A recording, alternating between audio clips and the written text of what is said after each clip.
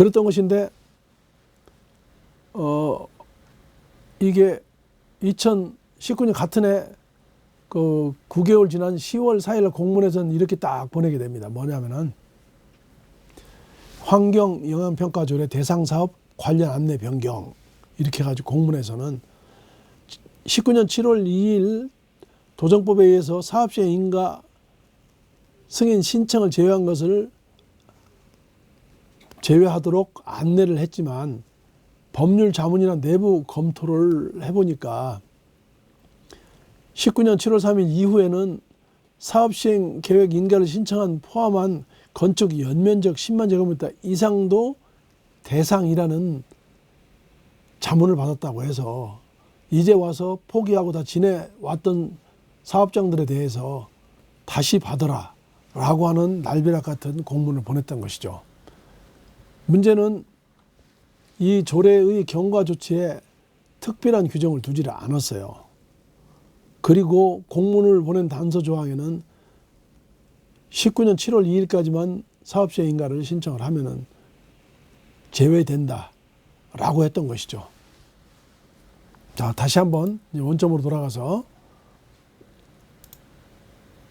어떻게 바뀌었는지 한번 볼까요?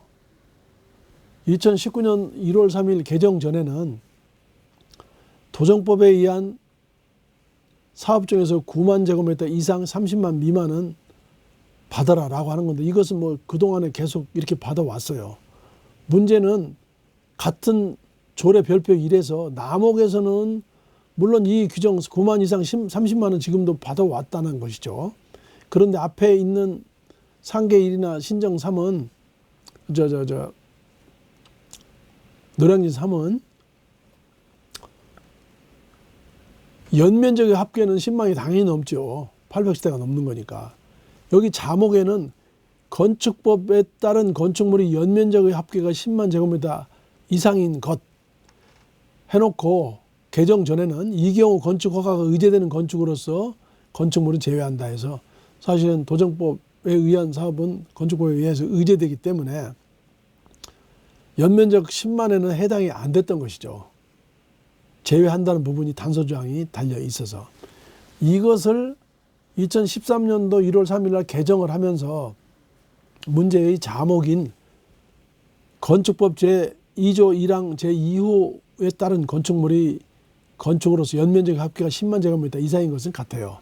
그런데 그 후단인 이 경우 건축 허가가 의제되는 건축으로서 건축법 제2조 2항 제1호 및 2호에 따른 건축물을 제외한다.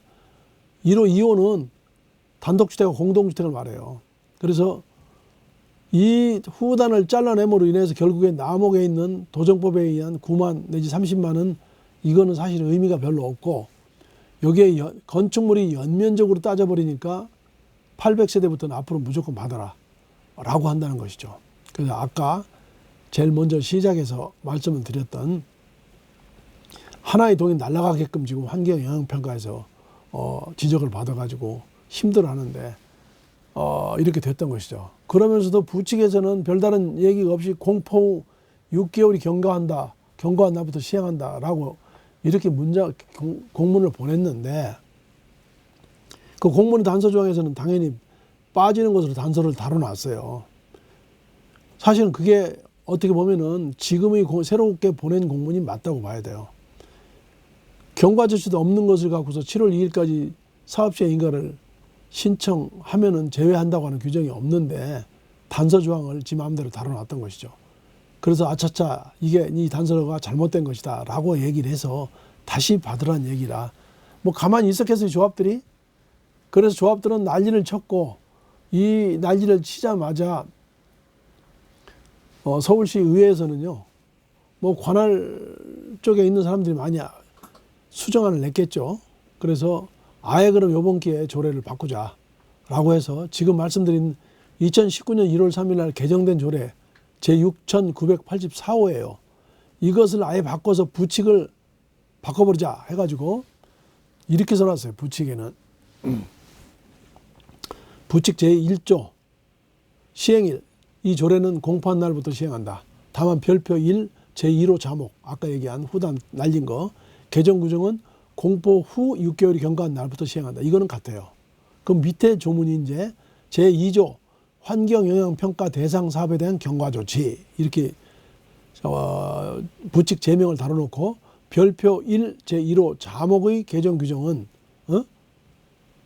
아까 얘기한 2019년 7월 3일 날 이게 만들어 놓은 이 조문은 이 시행일 2003년도 7월 3일 전에 승인 등을 신청하는 경우는 개정 규정에도 불구하고 종전의 규정을 적용한다.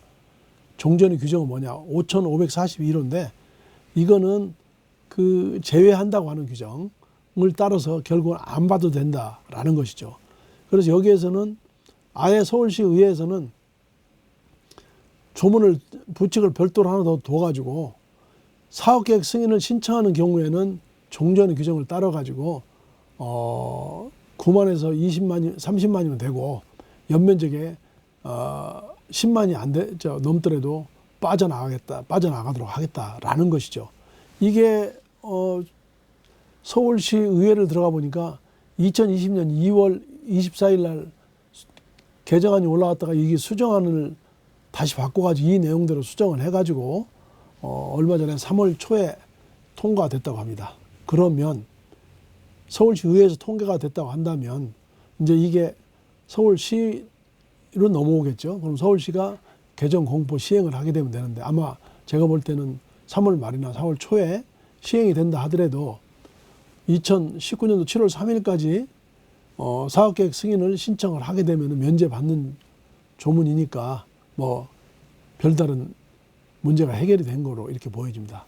이렇듯 모든 법률이나 조례의 부칙은 상당히 중요한 역할을 합니다. 그래서 이것을 함부로 자의적으로 해석하거나 하면 안 되고 이 덕분에 결국은 상계 1이나 노량진 3 또는 재건축, 일부 리모델링이나 민영주택 사업도 혜택을 받도록 되었던 것이죠. 다시 한번 말씀드리지만 법률이나 조례는 그 경과조치의 해석이 상당히 중요하고 자의적으로 해석이 안 된다는 것이죠.